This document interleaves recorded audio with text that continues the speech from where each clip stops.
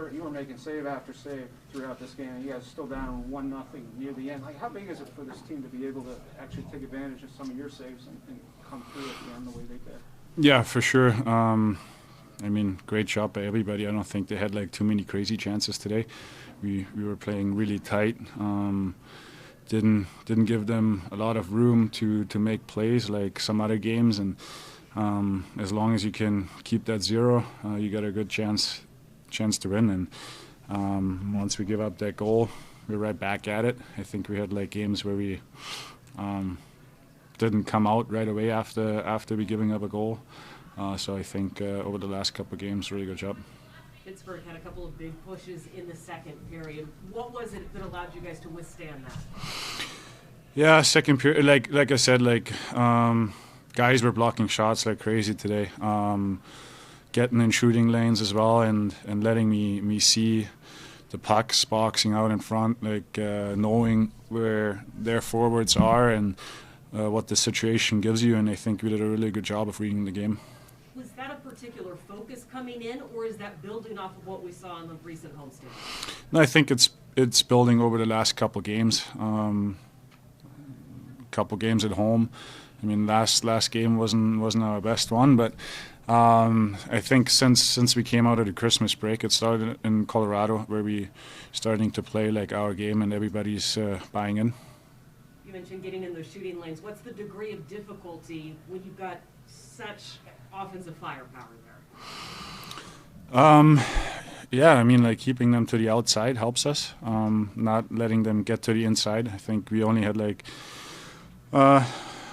one situation there in the second period where we scrambled a little bit for like a minute and a half, and we broke a stick too. So, I mean, they're gonna get some chances. They're a really deep team. There's a couple guys on that team. They won a couple Stanley Cups for a reason. So. What's the fine line between playing the defensive game that you want them to see and needing to turn up the offense a little bit? Because, I mean, in the second period, you had 2 shots on goal. Is that something We did? You got the Kraken did? They had 2 shots on goal. But yet they're holding them off defensively for the most part. I mean, do you have to tweak anything going into the third period at that point? Is there something like playing too defensively? I mean, we had so many shot opportunities, and they just like blocked a couple. You know, if 3 or 4 get through, we're not walking away with 2 shots. We're walking away maybe with 6 or 7. But no, you got to stay patient. I think that's the main goal here. Be comfortable in 1-0, 1-1 games. Like, don't get impatient and start running around. Like, it's gonna come no matter what. Like, we created some great chances. They blocked it. Even in the last period, we give up some, but also we create and dictate the game for maturity of the last period. So that's what we need. For people, fans who maybe don't understand, you said the guys are letting me see the puck, yet they're blocking a lot of shots.